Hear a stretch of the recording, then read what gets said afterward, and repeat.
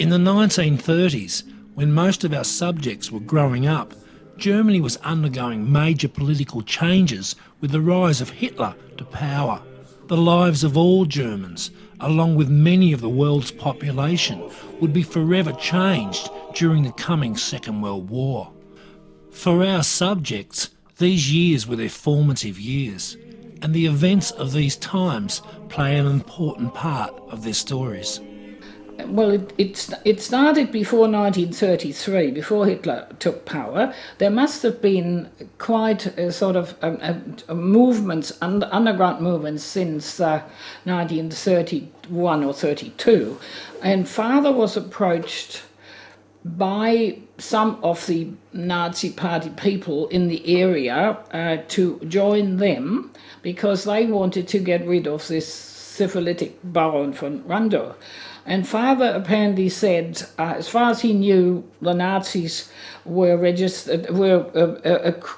were criminals, yes, and thugs, and he didn't want to associate with criminals. So when the party had actually come to power on the 30th of January 1933, shortly after he was his position was terminated. He was fired, and we had to leave.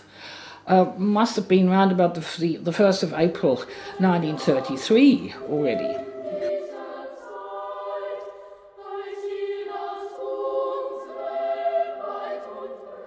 And in 1936, I believe, early 36, my father joined the Nazi Party because there was so much pressure put on independent people or small business people too that he felt it necessary to join the party. And when I started school, on one occasion, the teacher, who was actually quite an ardent young Nazi and made everybody put on their clothes, their white singlets and black shorts, and march through the town and sing songs which were actually composed for the Nazi Party. And the first song we learned at school was "Nur der Freiheit gehört unser Leben."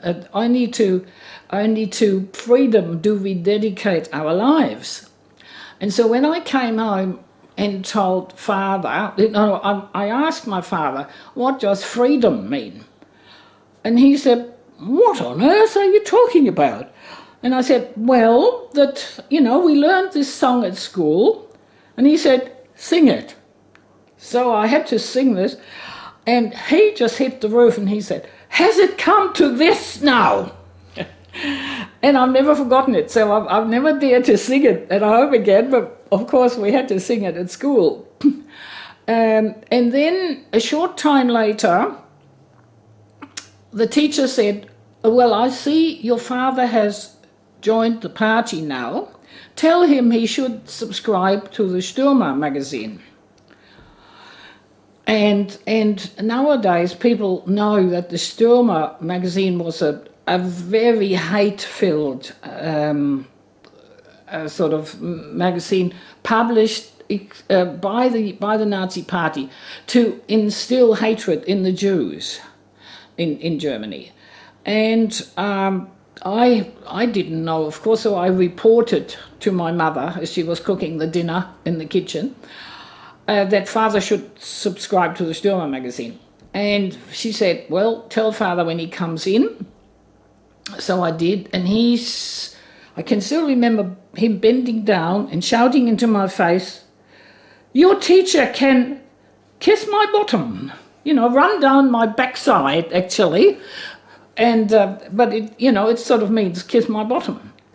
So the next day at school, the teacher asked, and I said truthfully, you can kiss my father's bottom. So that had consequences, and for many, many years I did not know what I had actually done and how it could have been very, very sort of almost fatal for my father, because then after a while the policeman came, and I can still see the policeman